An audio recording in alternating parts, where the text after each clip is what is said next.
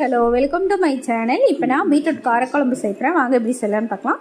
அதுக்கு முன்னாடி வீடியோ பார்த்தீங்கன்னா லைக் பண்ணுங்கள், ஷேர் பண்ணுங்கள், மறக்காம சப்ஸ்கிரைப் பண்ணிக்கோங்க. சாப்பிட செம்ம டேஸ்ட்டாக இருக்கும், கண்டிப்பாக ட்ரை பண்ணி பாருங்கள்.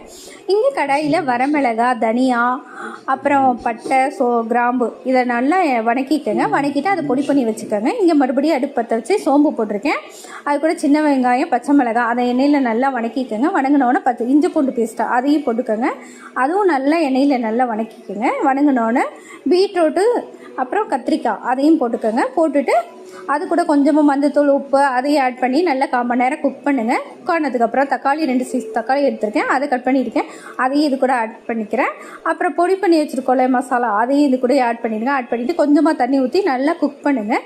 குக் ஆகிட்டு இருக்க டைமில் இங்கே மிக்ஸி ஜாரில் தேங்காய் எடுத்திருக்கேன், அப்புறம் சோம்பு கொஞ்சம் போட்டிருக்கேன், கசகசா போட்டிருக்கேன், அப்புறம் முந்திரி கொஞ்சம், அவ்வளோதான். இது தண்ணி ஊற்றி நல்லா அரைச்சிட்டு வந்துடுங்க. அரைச்சிட்டு வந்துட்டு இது குக் ஆகிடுச்சா, இது கூடயே என்ன பண்ணுங்கள், இதை நீங்கள் ஆட் பண்ணிடுங்க. ஆட் பண்ணிவிட்டு கொஞ்சமாக தண்ணி ஊற்றி ஒரு 1/4 மணி நேரம் குக் பண்ணுங்கள்.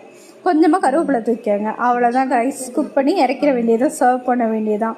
சாப்பிட செம்ம டேஸ்ட்டாக இருக்கும். கண்டிப்பாக ட்ரை பண்ணி பாருங்கள். ட்ரை பண்ணி பார்த்துட்டு எனக்கு லைக் பண்ணுங்கள், ஷேர் பண்ணுங்கள், மறக்காமல் சப்ஸ்கிரைப் பண்ணிக்கோங்க.